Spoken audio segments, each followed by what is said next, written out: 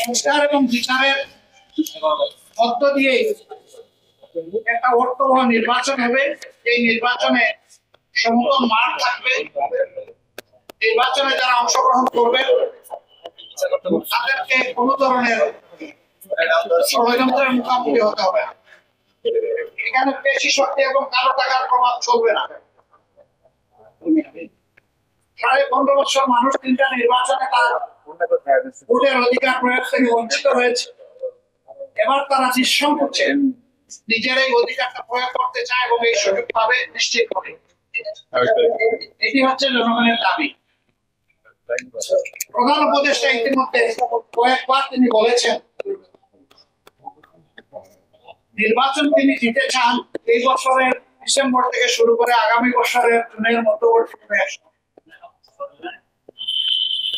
কিন্তু তিনি সুনির্দিষ্ট কোন রোডম্যাপ দেন, কোন মাস সপ্তাহ তিনি ঘোষণা করেন।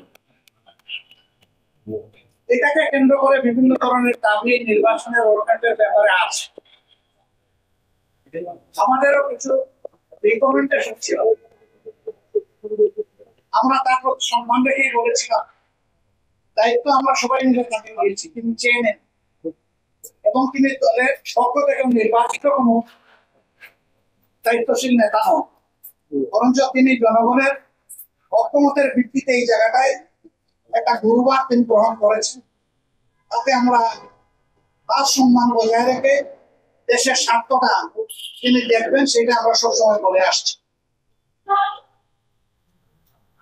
আমরা আজকে এই ব্যাপারে কথা বলেছি, আমরা বলেছি দুইটা বিষয় স্পষ্ট করা দরকার।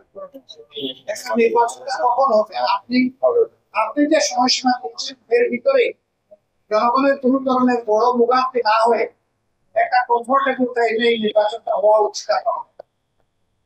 আর 2 নম্বর আমরা বলেছি নির্বাচনের আগে অবশ্যই সংস্কার এবং দৃশ্যমান বিচারের প্রক্রিয়া জনগণের সামনে আসতে হবে।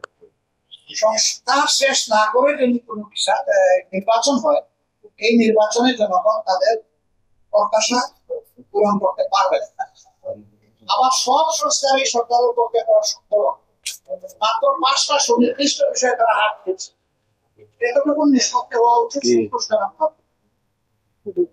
এর পাশাপাশি এখানে জুলাই প্রক্লামেশনের সংস্কারের সাথে অনেক দলের দাবি দেওয়ার মধ্যেও কিছু ভিন্নতা আছে, এটা থাকবে। দল যেহেতু আলাদা মতেরও ভিন্নতা থাকবে, এটাই স্বাভাবিক। গণতন্ত্রের সৌন্দর্য হচ্ছে আমার মতটি আমি প্রকাশ করবো, আরেকজনের মতের প্রতি আমি শ্রদ্ধা দেব। আমি কারো মতে তুচ্ছ জ্ঞান কখনো উপহাস করবো না এবং কাউকে অপমানিত করবো। কিন্তু আনফর্চুনেটলি সেটা আমরা অনেকেই রক্ষা করে চলতে পারি, আমাদের করা উচিত। গণতন্ত্রের স্লোগান হচ্ছে let us agree to disagree। আসলে আমরা এক হইতে আমাদের ভিন্ন মত প্রকাশ করার অবকাশ আছে, সুযোগ আছে। এই দলিল করে আমাদের সকলকে আসতে হবে।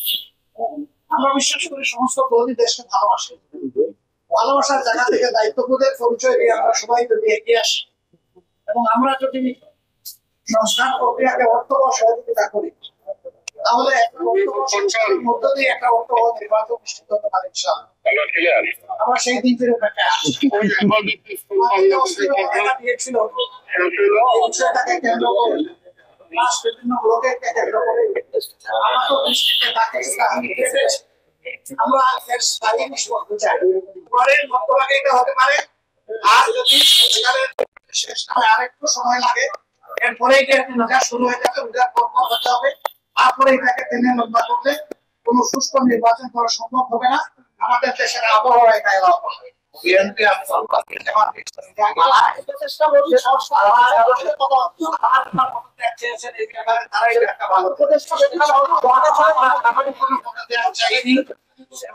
এই সময় আমরা যখন ওই রকম প্রয়োজন অনুভব করবো তখন আপনাদের মাধ্যমে দাওয়াত আমরা পেয়েছি, এটা অস্বীকার করবো কিন্তু এর আগে আমরাই চেয়েছি। আমাদের চাওয়ার প্রেক্ষিতে আজকে সন্ধ্যা 6টায় এই সময়টা নির্ধারিত হয়েছে। তিনি আমাদের বলেছেন যে আপনাদের পরামর্শগুলো আমি প্রয়োজন মনে করি, আপনারা যে পরামর্শ দেবেন অবশ্যই আমি এগুলা কনসিডারেশন নেব, শুনবো এবং আগামীকালকেও তিনি আরো অনেকগুলো দলকে দাওয়াত দিচ্ছেন, তাদের কথা শুনবেন সবার কথা শোনার পরে তিনি আশা করি তার একটা সিদ্ধান্ত তিনি ম্যাচিউর করবেন।